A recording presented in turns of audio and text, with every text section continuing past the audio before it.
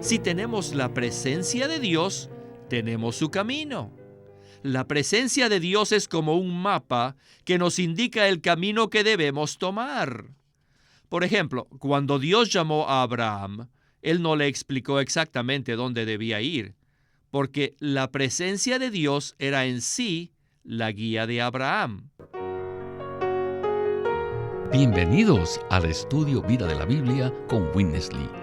Esperamos que este estudio vida los introduzca en un disfrute más profundo de las Escrituras y de nuestro querido y precioso Señor Jesús. Visítenos en nuestra página de internet radiolsm.com y allí podrán escuchar gratuitamente todos los programas radiales del Estudio Vida. Queridos radioescuchas, en Isaías 41:8, Abraham es llamado amigo de Dios. Y en el Nuevo Testamento, el Señor Jesús también les da el mismo calificativo íntimo a sus discípulos. Sin embargo, en Éxodo vemos que Dios llama a Moisés no solamente amigo, sino compañero. De hecho, podemos decir que Moisés era el socio de Dios, lo cual indica que ambos eran socios de la misma empresa. Como compañero de Dios, Moisés conocía el corazón de Dios y podía conversar íntimamente con él. Ahora, ¿cómo podemos nosotros llegar a ser socios de Dios?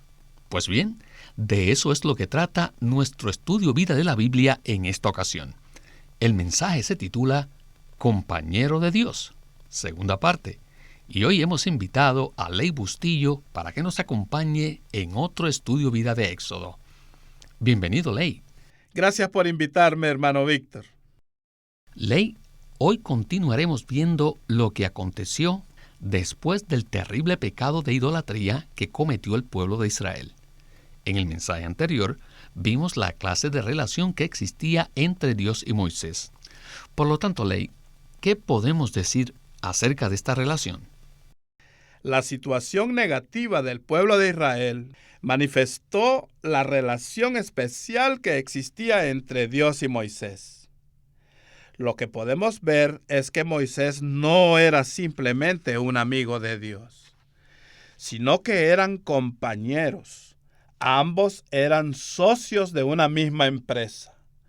Como compañeros, los dos se conocían muy íntimamente y pasaban largo tiempo conversando cara a cara. Por eso a mí me gusta Éxodo 33:11, que dice: Y hablaba Jehová a Moisés cara a cara, como habla cualquiera a su compañero. Podemos ver que la relación entre ambos era muy íntima, muy estrecha, e iba más allá de la amistad, pues eran socios de la misma empresa.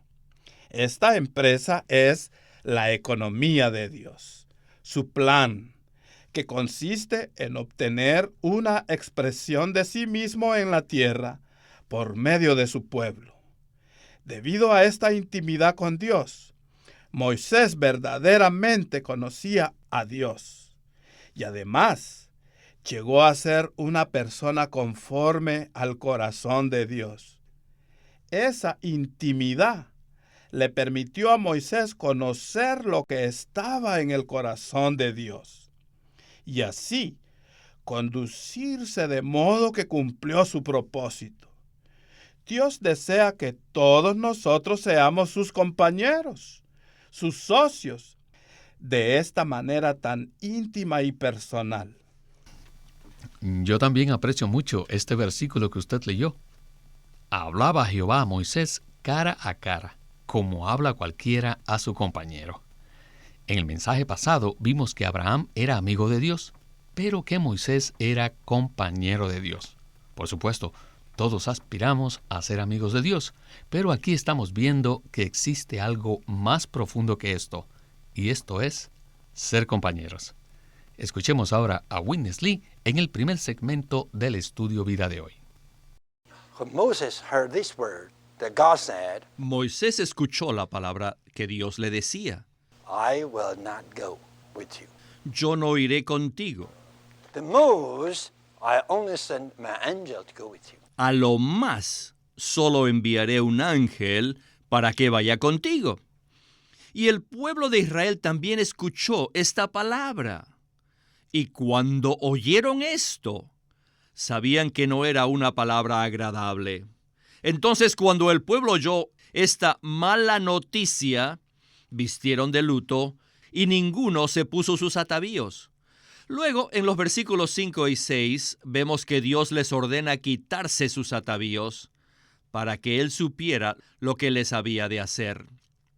Podemos comparar esto con lo que sucedió en Génesis 35, del 1 al 4, donde el Señor le pidió a Jacob que subiera a Betel e hiciera allí un altar para Dios. Entonces Jacob dijo a su familia y a todos los que lo acompañaban: «Quitad los dioses ajenos que hay entre vosotros, y limpiaos, y mudad vuestros vestidos». En Éxodo, los hijos de Israel llevaban atavíos para su embellecimiento. Este embellecimiento constituyó la etapa preliminar al ídolo del becerro de oro. El ídolo provino del embellecimiento porque se usó el oro de los atavíos para formar el becerro de oro. Pero no se habían arrepentido. Aún después de la destrucción del becerro de oro y de la matanza de los 3,000 hijos de Israel, el pueblo todavía llevaba estos atavíos. Así que cuando oyeron esta mala noticia, empezaron a entender que lo que habían hecho no era algo insignificante y que ellos ya no podían llevar esos atavíos, tenían que quitárselos. Y este fue el resultado de la mediación que Él hizo entre Dios y los hijos de Israel. Primero, Él apaciguó la ira de Dios por el bien del pueblo. Y luego incitó al pueblo a arrepentirse, a despojarse de sus atavíos en señal de arrepentimiento. Quitarse los ornamentos significa arrepentirse. Esta fue la consecuencia de la expiación que procuró Moisés por el pueblo idólatra y duro de cerviz. Él tuvo éxito, y por la mediación de Moisés, de allí en adelante, los hijos de Israel abandonaron tal embellecimiento.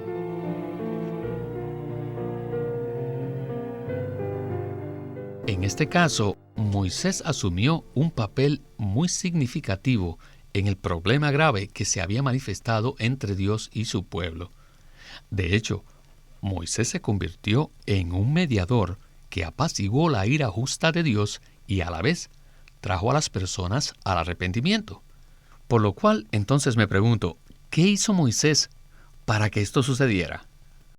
La clave para entender este pasaje es darnos cuenta de que Moisés conocía el corazón de Dios. El corazón de Dios era perdonar al pueblo de Israel. Pero Él quería que ellos se arrepintieran de manera sobria e incluso que manifestaran ese arrepentimiento. Moisés no solo sirvió de mediador con las personas para apaciguar la situación, sino que además abrió el camino para que Dios los perdonara, basado en la promesa de Dios, que Él llevaría a su pueblo hasta la tierra prometida. Moisés habló con Dios de una manera preciosa, para pedirle que perdonara al pueblo y siguiera adelante con ellos para cumplir su propósito. Por otro lado, Moisés habló las palabras de Dios al pueblo muy honestamente, y esto causó que ellos se arrepintieran. Ellos se quitaron todos los atavíos que usaban para embellecerse. Como vimos en mensajes anteriores, todos los atavíos que usamos para embellecernos son una forma preliminar de idolatría. El que se quitaran los atavíos fue una clara indicación que se habían arrepentido y se habían vuelto de nuevo a Dios. La manera en que Moisés habló con el pueblo fue muy honesta y sobria, a tal punto que los hijos de Israel mostraron una señal visible de arrepentimiento y Dios los pudo perdonar. En este sentido, uno de los puntos que más sobresale a medida que leemos estos versículos es que Moisés era un hombre que conocía el corazón de Dios. Por eso, él era el único calificado para ser el mediador entre Dios y su pueblo idólatra, que a la vez se había convertido en un pueblo pecaminoso. Bueno, leamos ahora un versículo que a la luz de esta comunión llega a ser muy significativo, y está en Éxodo capítulo 33, versículo 7, que dice: «Y Moisés tomó el tabernáculo y lo levantó lejos, fuera del campamento, y lo llamó el tabernáculo de reunión. Y cualquiera que buscaba a Jehová salía al tabernáculo de reunión que estaba fuera del campamento». En la siguiente sección veremos lo que esto significa. Escuchemos entonces a Witness Lee y el estudio Vida de Éxodo. Moses was an experienced person. Moisés era una persona experimentada. He knew God according to his holiness Él sabía que Dios, en su santidad, wouldn't stay longer among those. no podía permanecer más entre el pueblo, porque el campamento había caído en idolatría.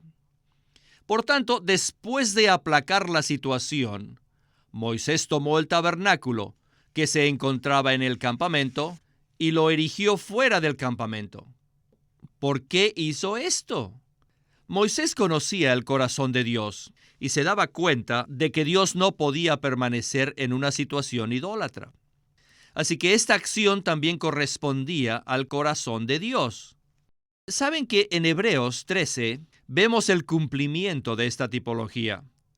Allí Pablo dice que Jesús, para santificar al pueblo mediante su propia sangre, padeció fuera de la puerta. Salgamos pues a él fuera del campamento, llevando su vituperio. El Señor Jesús fue crucificado fuera de la ciudad de Jerusalén. ¿Y qué nos indica esto? Esto nos muestra que el pueblo de Dios era el campamento y que el Hijo de Dios salió y los hijos de Israel lo crucificaron fuera de la ciudad. Y nosotros también tenemos que salir. Y cuando Moisés salió con el tabernáculo, cada vez que Moisés entraba, la columna de nube aparecía sobre él. La gloria de Dios estaba en la puerta. Y por otro lado, cada vez que Moisés entraba, Dios le hablaba a Moisés, y toda la gente que buscaba a Dios salía fuera del campamento, porque donde estaba la tienda, allí estaba Dios.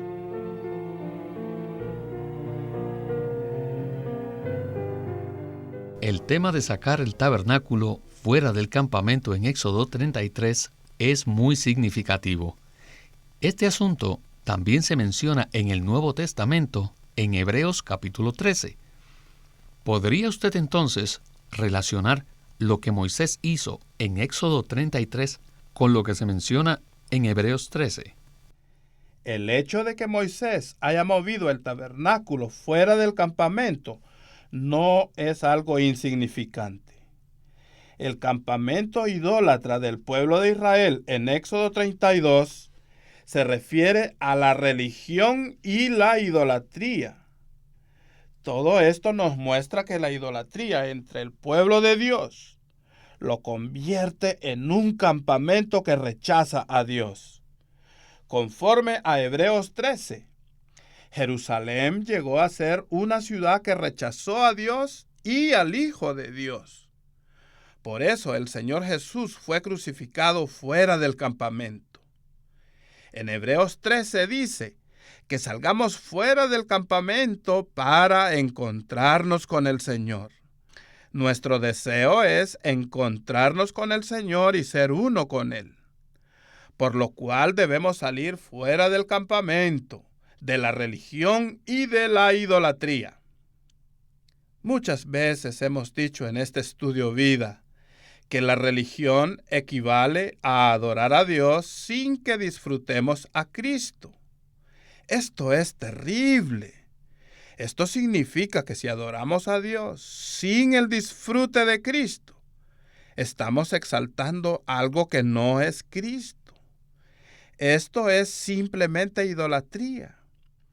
Exaltar cualquier cosa o alguien que no sea Cristo es una forma de idolatría, puesto que Moisés conocía el corazón de Dios y sabía que el Dios Santo no puede permanecer en medio del pueblo idólatra.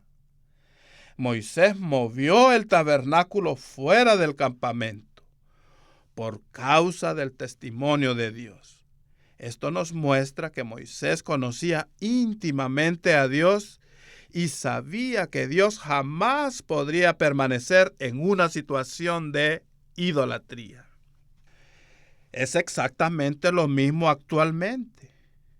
Tan pronto como hay idolatría entre el pueblo de Dios, se convierte en un campamento. Nosotros, los creyentes de Cristo, debemos salir de cualquier campamento religioso idólatra. Quizás algunos de los que nos escuchan se encuentren en una situación donde Cristo no es el centro. Podemos estar en una reunión cristiana donde se adora a Dios, pero donde Cristo no es el centro. Debemos darnos cuenta de que tal actividad religiosa es un campamento. Salgamos pues a Él fuera del campamento, llevando su vituperio. El Señor nos está llamando para que salgamos fuera del campamento idólatra y vayamos a su encuentro. Nuestro centro y enfoque debe ser Cristo. Si tomamos otra cosa u otra persona que no sea Cristo como el centro, Dios el Padre se molestará mucho.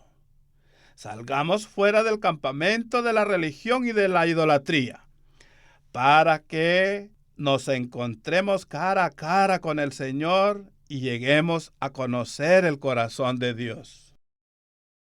Ley, esto es exactamente lo que vemos en Moisés.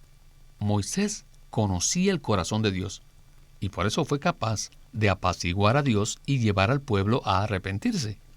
Pero Moisés va más allá y continúa negociando con Dios hasta que finalmente encontró lo que estaba buscando.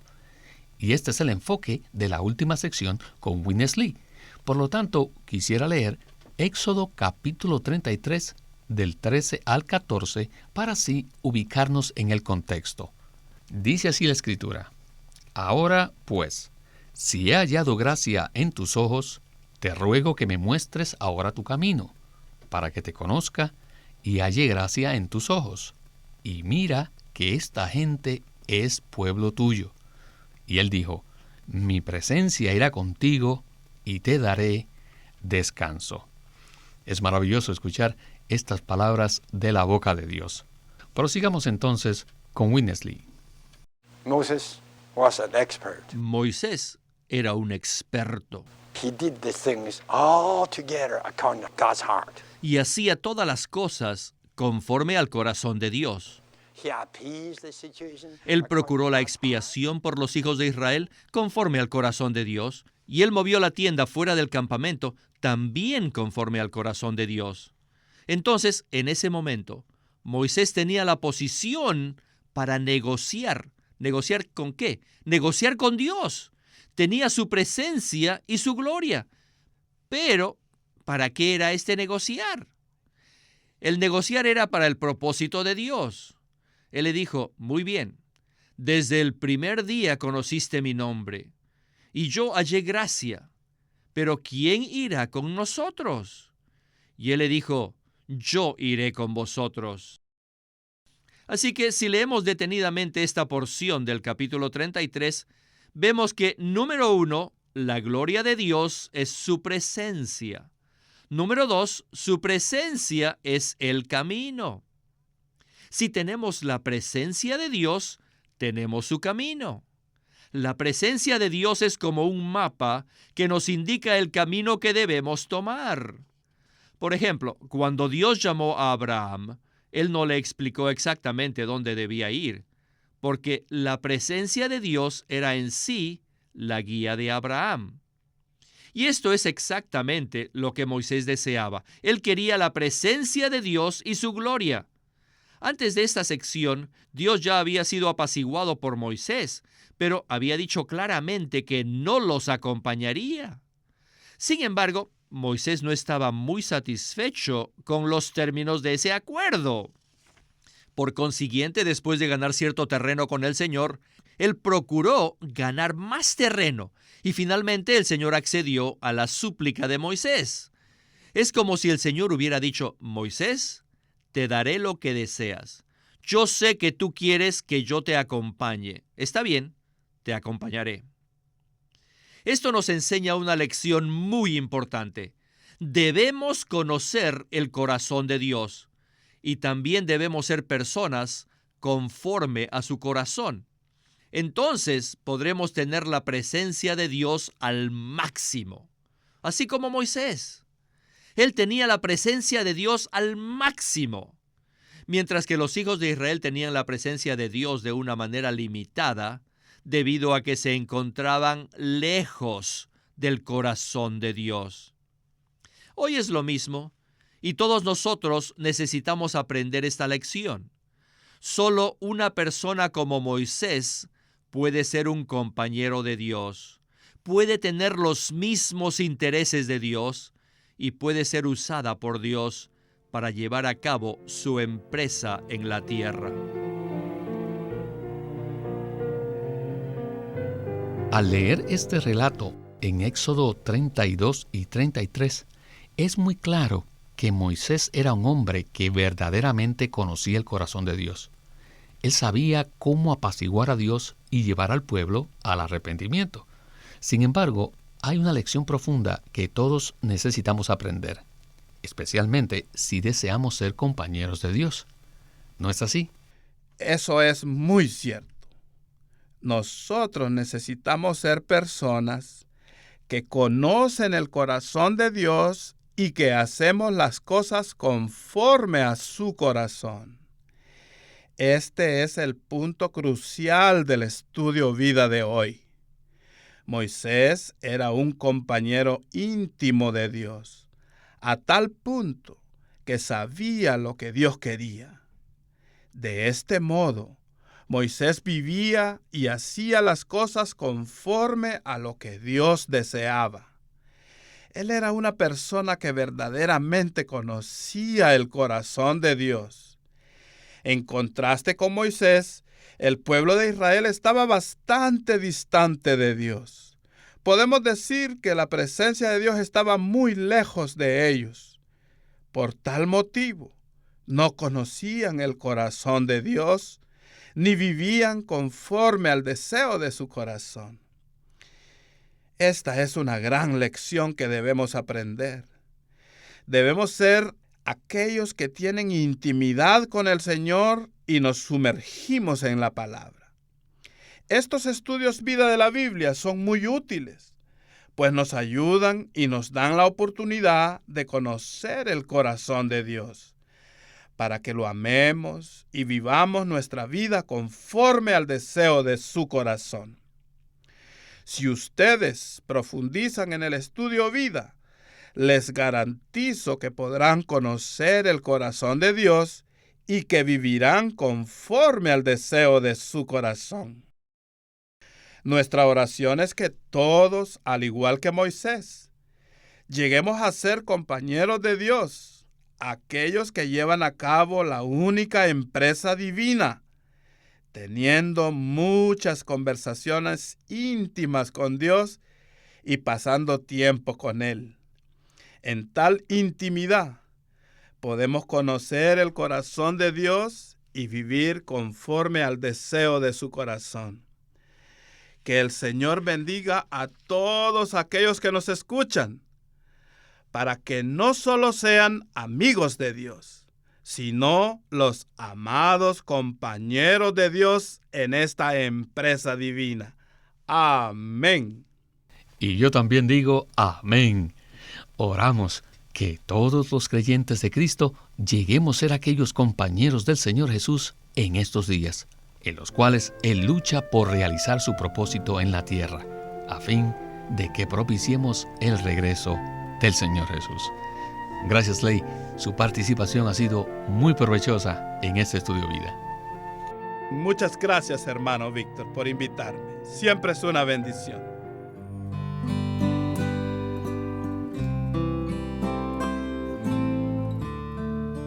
Y aquí tenemos otro nuevo libro de Watchman Nee, titulado La Fe Cristiana Normal. Y en La Fe Cristiana Normal, Watchman Nee aborda el hecho de que nosotros buscamos a Dios y más aún que Él nos busca a nosotros. Nosotros hallamos a Dios en Cristo y en Él disfrutamos la vida de Dios que reciben todos los creyentes. En este libro, Watchman Nee habla de la interrogante de la existencia de Dios, que surge inevitablemente cuando el hombre trata de descubrir para qué es su vida. No se olviden, este libro se titula La Fe Cristiana Normal y puede obtenerlo en su librería cristiana o llamándonos para obtener más información. Watchman Nee llegó a ser cristiano en la China continental en 1920, a los 17 años de edad, y ese mismo año comenzó a producir sus primeros escritos. En casi 30 años de ministerio se demostró claramente que él era un don especial que el Señor dio a su cuerpo con el fin de adelantar su obra en esta era. En 1952 fue encarcelado por su fe en Cristo y permaneció en la prisión hasta su muerte en 1972. Sus palabras, sus escritos, continúan siendo una rica fuente de revelación y provisión espiritual para el pueblo cristiano de todo el mundo. Queremos animarlos a que visiten nuestra página de internet, libroslsm.com. Allí encontrarán los libros impresos del ministerio de Watchman Nee y Witness Lee, la Santa Biblia versión recobro con sus notas explicativas, y también encontrarán folletos, himnos, varias publicaciones periódicas y libros en formato electrónico. Por favor, visiten nuestra página de internet, libroslsm.com. Una vez más, libroslsm.com. O llámenos a nuestro teléfono gratuito 1-800-810-1149. 1-800-810-1149. Además, si desean, pueden comunicarse con nosotros enviándonos un correo electrónico a estudiovida@lsm.org.